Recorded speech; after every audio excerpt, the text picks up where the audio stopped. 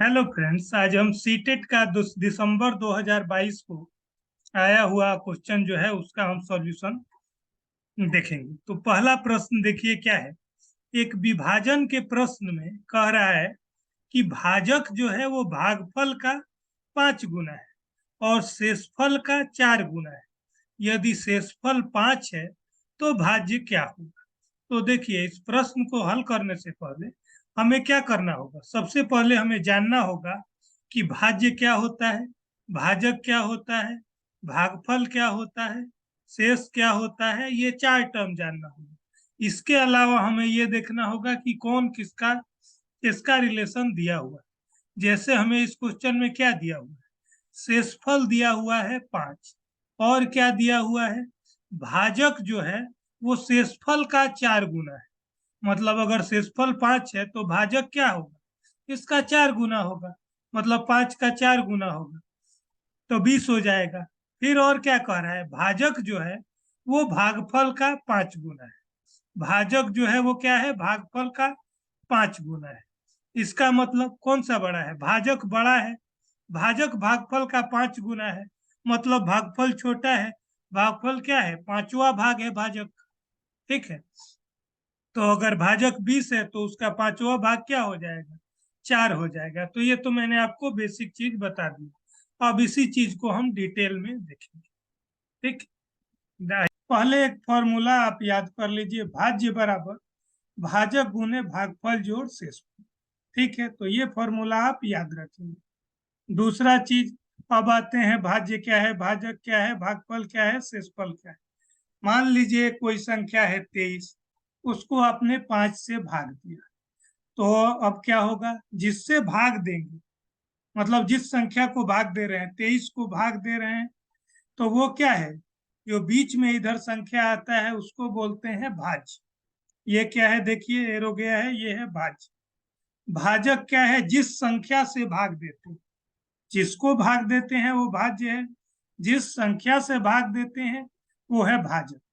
भागफल क्या है, अब 5 को 23 से भाग देंगे, क्या करेंगे, 5 चौका 20, 5 4 जा 20।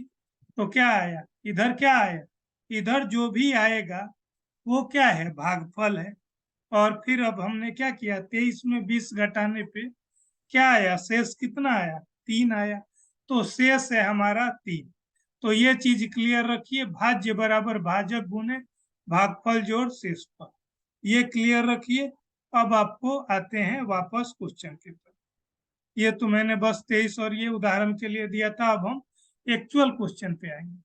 क्वेश्चन कह रहा है, विभाजन के प्रश्न में भाजक जो है वो भागफल का 5 गुना है और शेषफल का 4 गुना है।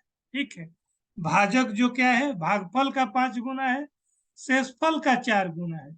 यदि शेषफल 5 है तो भाज्य क्या होगा। तो पहले हम देखेंगे कि क्या दिया हुआ है। तो दिया हुआ है शेषफल, क्या दिया हुआ है, शेषफल। तो शेषफल अभी इसको हटा देते हैं। शेषफल कितना दिया हुआ है, शेषफल को शॉर्ट में शेष भी बोलते हैं। शेषफल 5 दिया हुआ है। और आते हैं क्वेश्चन पे। क्वेश्चन क्या कह रहा है, क्वेश्चन कह रहा है, आप देखिए शेषफल के साथ किसका रिलेशन। तो कह रहा है भाजक जो है वो शेषफल का 4 गुना है। कौन, भाजक जो है वो शेषफल का 4 गुना है। यहाँ लैंग्वेज पे ध्यान रखेंगे। ठीक है। अगर भाजक शेषफल का 4 गुना है, इसका मतलब शेषफल छोटा है। ठीक है। और भाजक क्या है, 4 गुना है, ज्यादा बड़ा है। तो इसका मतलब अब शेषफल तो हमें मालूम ही है, शेषफल कितना है, 5 है। और भाजक का कह रहा है कि भाजक जो है शेषफल का 4 गुना है। तो शेषफल है हमारा 5, इसका 4 गुना क्या हो जाएगा, 5 गुने 4। तो भाजक जो हो जाएगा वो कितना हो जाएगा, 5 का 4 गुना। क्वेश्चन कह रहा है, जो कह रहा है हम लिखेंगे। 5 चौका 20, भाजक क्या आ गया, 20 आ गया। अब क्या कह रहा है, भाजक किसका 5 गुना है, भाजक जो आया ये किसका, शेषफल का तो 4 गुना था, तो हमने निकाल लिया भाजक। अब ये भागफल का 5 गुना क्या है, ये जो 20 है, ये भाजक ये 5 गुना है किसका, भागफल का, इसका क्या मतलब हुआ? ये 5 गुना है, अगर ये 5 गुना है मतलब ये बड़ा है, ये बड़ा है, इसका मतलब क्या होगा? जो भागफल है वो छोटा है। तो अगर कोई भी संख्या, मान लीजिए ये उसका 5 गुना है, कौन सा? भाजक अगर भागफल का 5 गुना है, ये वाला 5 गुना है, 5 गुना है, ठीक है। मतलब भागफल क्या होगा? उसका 1/5 होगा, 5वां भाग होगा, ठीक है।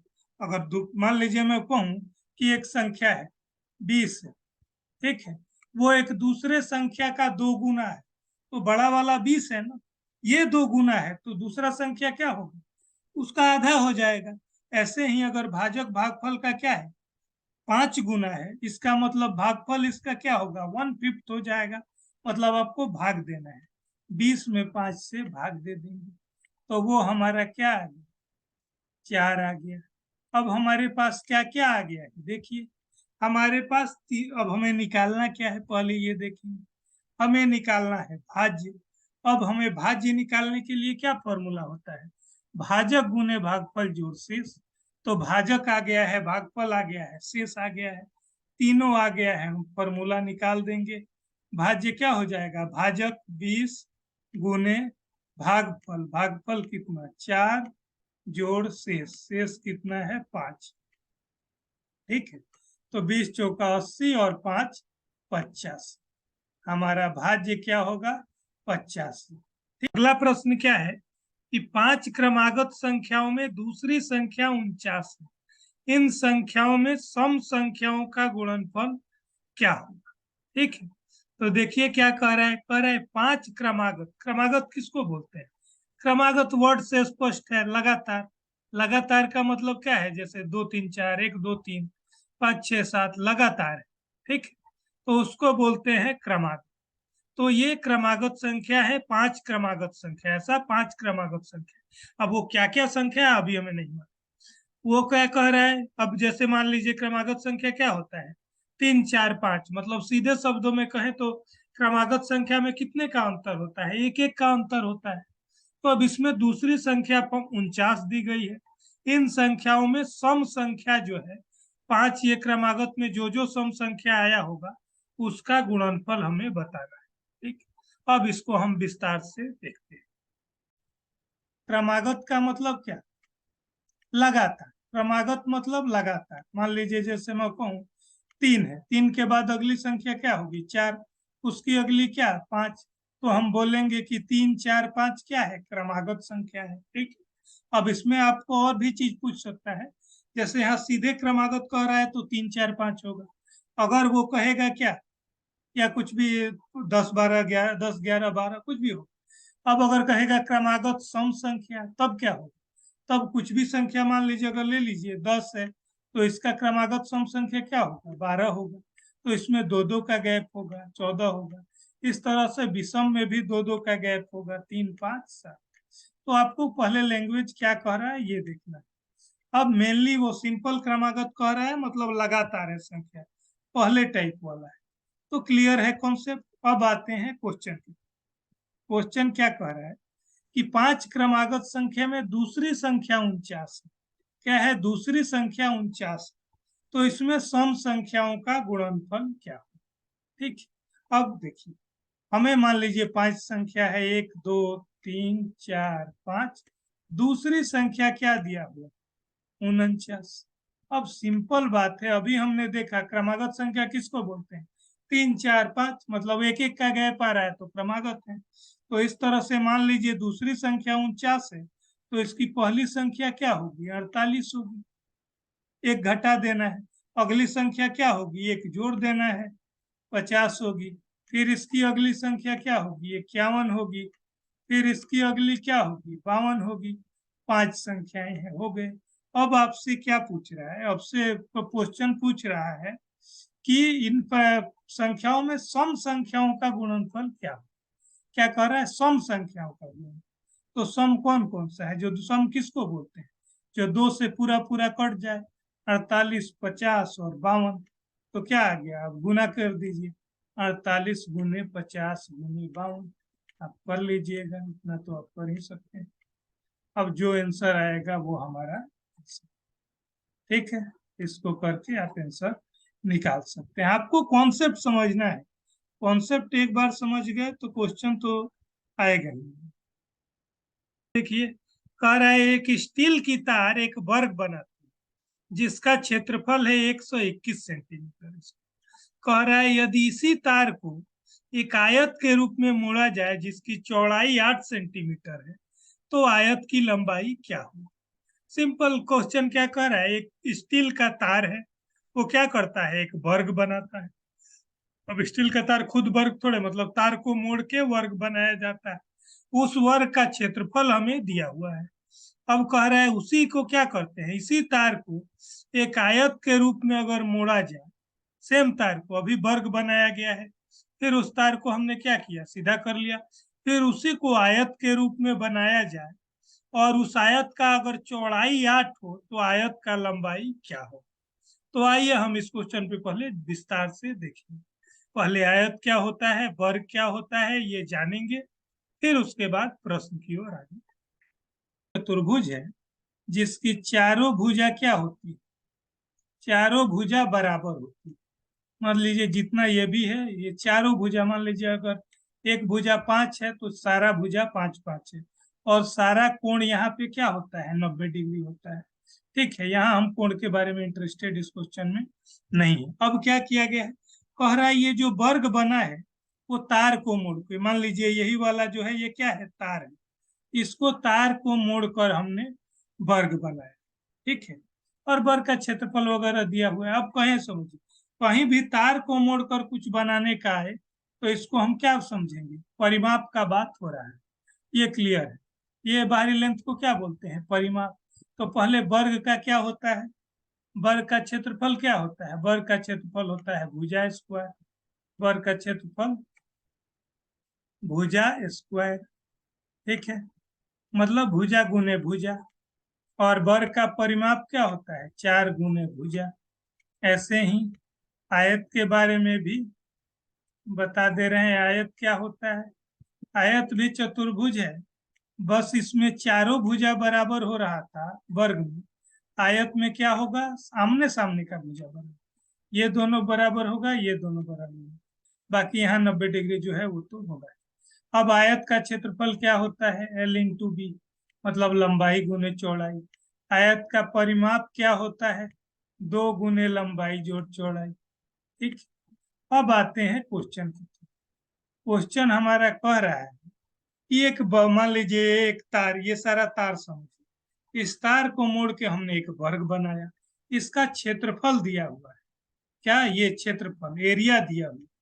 तो वर्ग का एरिया क्षेत्रफल क्या होता है, भुजा स्क्वायर आप जानते हैं, वो दिया है 121।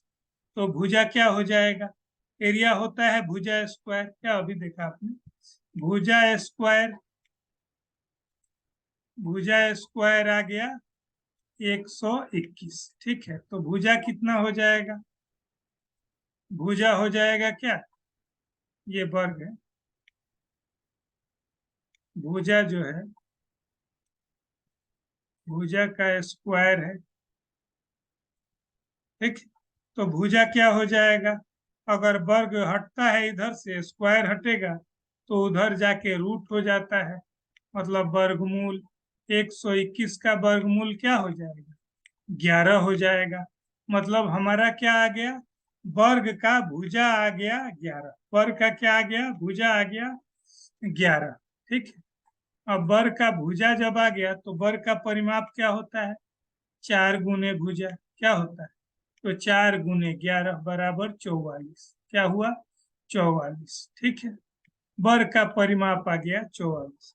अब आगे देखिए क्वेश्चन क्या रहा है, इसी तार को मोड़ के आयत बनाया जा रहा है जिसका चौड़ाई दिया हुआ है। अब देखिए, आप तार को मोड़ के कुछ भी बनाइए, आयत बनाइए, वर्ग बनाइए या वृत्त बनाइए, कुछ भी बनाइए, उसका लंबाई तो नहीं बदलेगा, लंबाई तो वही रहेगा।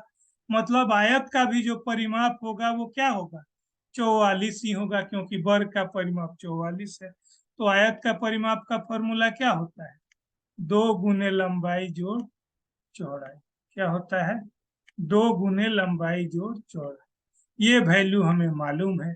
अब क्वेश्चन कह रहा है कि चौड़ाई दिया हुआ है कितना, 8 है, चौड़ाई क्या है 8 है, रख देंगे जो मान दिया हुआ है। अब ये 2 क्या हो जाएगा, 2 इधर गुना में है, इधर भाग में आ जाएगा। ये हो गया कितना 22, क्या आ गया 22।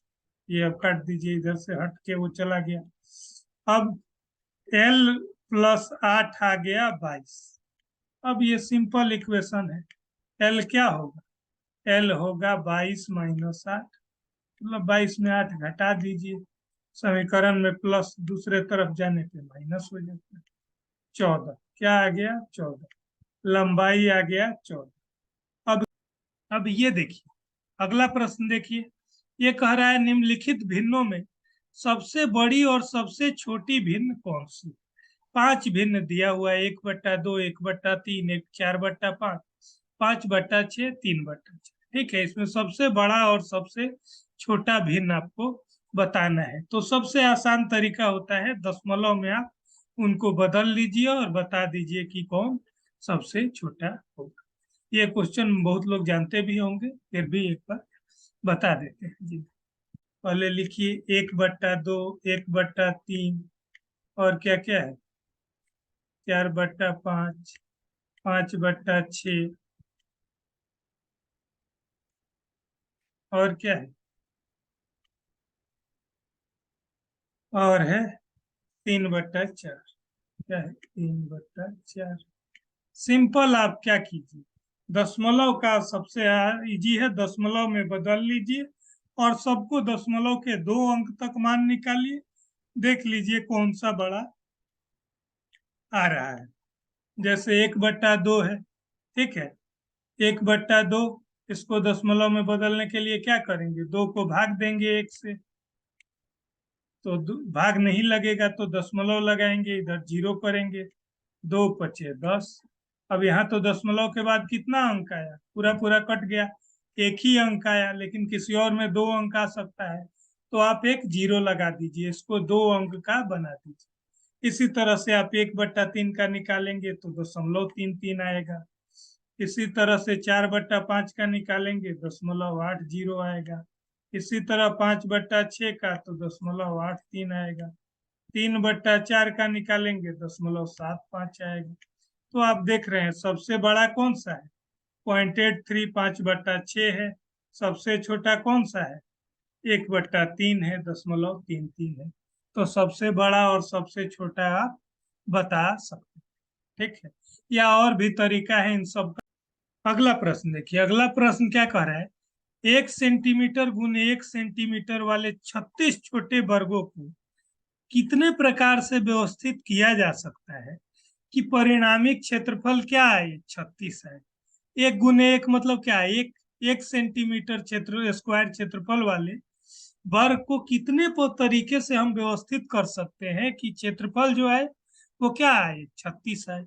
तो सिंपल बात है, हमें क्या देखना है कि 36 किस किस संख्या को गुना करने से आ रहा है, ऐसा कितना तरीका हो सकता है। तो आइए देखते हैं। क्या होता है, लंबाई गुने चौड़ाई, या वर्ग के क्षेत्रफल में भी भुजा गुने भुजा भी होता है, तो 2 चीज है। तो इसमें क्या आया 36। अब देखिए किस किस को गुना करने पे 36 आ रहा है, 1 गुने 36, 36 आ रहा है। हमें बताना है कितने तरीके से ये हो सकता है। 2 गुने 18, 36 आ रहा है। 3 गुने 12, 36 आ रहा है। 4 गुने 9, 36 आ रहा है। 6 गुने 6, 36 आ रहा है। कुल कितने तरीके हुए, 1, 2, 3, 4, 5, मतलब ये 5 तरीके से हम कर सकते हैं, ठीक है। तो हमारा आंसर हो जाएगा 5। प्रश्न है कि एक कक्षा में 60 विद्यार्थी इस प्रकार है कि लड़कियों की संख्या क्या है, लड़कों से 2 गुनी है। लड़कियों की संख्या क्या है, लड़कों से 2 गुनी। 60 कुल विद्यार्थी हैं 60, लड़कियों की संख्या जो है वो लड़कों से 2 गुनी है। रोहित का जो क्रम है, मान लीजिए रोल नंबर या जो भी हो, ऊपर से 17वां है। क्या है, ऊपर से 17वां है। अब कह रहा है रोहित से पहले कितनी लड़कियां हैं, रोहित से पहले 9 लड़कियां हैं, तो हमें बताना है कि रोहित के बाद कितने लड़के क्रम में लगे। ठीक, तो देखिए आगे, कुल विद्यार्थी हैं 7। अब इसमें क्या कह रहा है कि लड़कियों की संख्या लड़कों से 2 गुनी। तो अब आप इसको सिंपल भी समझ सकते हैं। अगर लड़कियों की संख्या लड़कों से 2 गुनी है तो सीधा मतलब है कि लड़के 20 होंगे और लड़कियां क्या होंगी, 40 होंगी। तभी तो 2 गुना आएगा। अगर इस तरह से आप नहीं समझ पा रहे हैं तो आप एक्स की तरह से भी कर सकते हैं। आपको नहीं मालूम है तो लड़कों की संख्या को क्या मान लेंगे, एक्स मान लेंगे। लड़कियों की संख्या 2 गुना है तो 2x मान लेंगे। तीनों जोड़ने पे x और दोनों जोड़ने पे x और 2x, 3x आ जाएगा 60। तो x कितना आ जाएगा, x आ जाएगा 20। x कितना आ जाएगा 20, वही आ गया 20 और 40। यहाँ तक तो क्लियर। क्वेश्चन स्टार्ट होता है अगले से। अगला क्या कह रहा है कि रोहित का ऊपर से क्रम जो है वो क्या है, 17वां है। ऊपर से क्रम कितना है रोहित का, 17वां है। ठीक है, अब देखिए ऊपर से 17वां है। मान लीजिए कहीं से भी स्टार्ट, हम ऊपर से स्टार्ट करें या नीचे से। मान लीजिए ऊपर से हम स्टार्ट कर रहे हैं, ऊपर से स्टार्ट किए। मान लीजिए रोहित का क्रम क्या है, 17वां। अब और क्या कह रहा है, यदि रोहित से पहले 9 लड़कियां हैं, क्या है, रोहित से पहले 9 लड़कियां हैं, मतलब इस बीच में इन 17 में कितनी लड़कियां हैं, इन टोटल 17 में 9 लड़की। इसका मतलब क्या हुआ, अगर 9 लड़कियां हैं मतलब 17 में 9 घटा देंगे, 8 जो है वो क्या है, लड़के हैं। यहां से यहां तक 17 नंबर तक कितने लड़के हैं, 8 लड़के हैं। ठीक है, अब अगला क्वेश्चन क्या कह रहा है, अगला देखिए, अगला पार्ट, यदि रोहित से पहले 9 लड़कियां हैं तो उसके बाद कितने लड़के क्रम में, मतलब अब 17 के बाद और कितने लड़के क्रम में। तो देखिए इसका क्लियर मतलब क्या है, इधर 9 लड़कियां थी मतलब बीच में इधर 8 लड़के हैं। कितने लड़के हैं, 8 लड़के हैं। कुल लड़के कितने थे हमारे, 20 थे।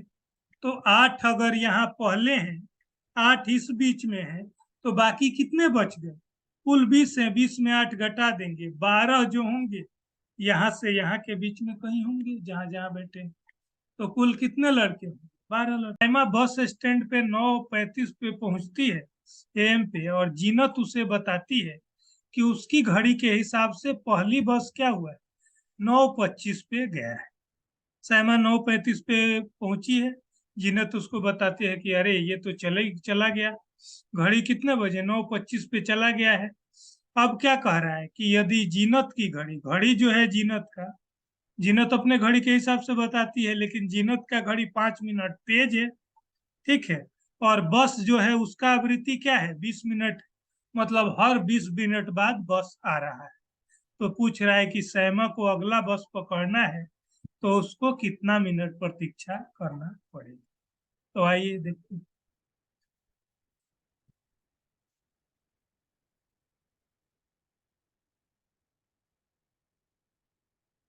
स्टैंड पे कितने बजे पहुंची, बस स्टैंड पे पहुंची वो 9:35 में, 9:35 में पहुंची। ठीक, अब उसको जब पहुंची, साइमा पहुंची है, तो जीनत साइमा पहुंची। अब जीनत उसको क्या बता रही है, जीनत बता रही है कि उसके घड़ी के हिसाब से बस जो है वो कितने बजे गया है।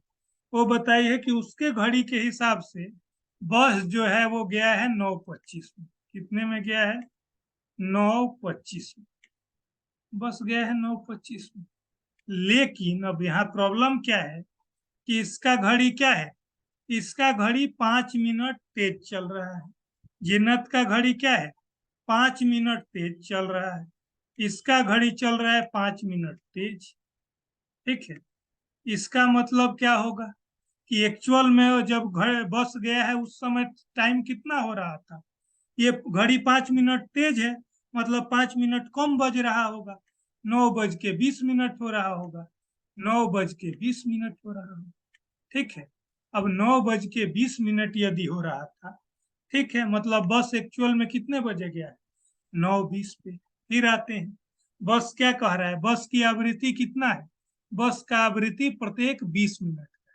बस कितना कितना मिनट पे चल रहा है? 20 मिनट पे। तो अगर मान लीजिए बस 9:20 पे गया है, तो फिर अगला बस कितने पे जाएगा? 9:40 पे जाएगा। कितने पे जाएगा? 9:20 में 20 जोड़ दीजिए, 9:40 पे जाएगा। यदि 9:40 पे जाएगा तो साइमा को और कितना वेट करना पड़ेगा? साइमा पहुंची है 9:35 पे, बस जाएगा 9:40 पे, मतलब इसको घटा दीजिए, 5 मिनट और वेट करना पड़ेगा। कितना मिनट? 5 मिनट। क्लियर है? ठीक, अब आगे नेक्स्ट करते हैं।